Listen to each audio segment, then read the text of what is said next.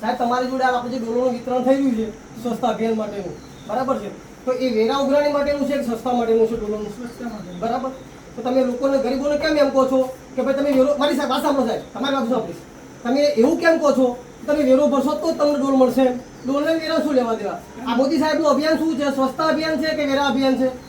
સ્વચ્છતા અભિયાન પણ છે, બરાબર. વેરા અભિયાન પણ છે. બરાબર. પહેલા કોઈ પણ વ્યક્તિ ગામનો હોય ને, બરાબર. પહેલી હવે તમને ફરજ હવે આ બોલો, પહેલી ફરજ છે વેરો ભરવો ભરવાની. જોઈએ, વેરો ભરવો જોઈએ, બરાબર. ભરવો જોઈએ. આ મારી ટોટલ બધી વેરા પાવતીની મારી ફાઇલો છે, ઓકે છે, રાઈટ? ભાઈ તમે વડીલ, આપણે કઈ તારીખ છે? 30/11/2024 છે, બરાબર. ચાલુ વર્ષ કયું ગણાય? ચાલુ વર્ષ કયું ગણાય? આપણું ભારત વર્ષની આપણે જે કાયદાકીય રીતે ચાલુ વર્ષ કયું ગણીએ કે 1/4 થી 31/3, તો 1/4/2024 થી 31/3/2025, તો એ વર્ષ કયું ગણાય? આ વર્ષની અંદર વેરો ચાલુ બાકી હોય 30/11/2024 એટલે 31/3/2025 સુધીનો વેરો આવી ગયો. હવે જે સર્વિસ મળવાની છે 1/4/2025 થી 31/3/2026, તમે એડવાન્સ કઈ રીતે પૈસા માંગી શકો કોઈની જોડે? એડવાન્સ નથી માંગતા. કઈ રીતે માંગી શકો? વેરો છે અને ચાલુ વર્ષનો તમારા આવકનો દાખલો હું શું કહેવા માંગુ છું? તો એ વેરો તમારે ભરવો પડે.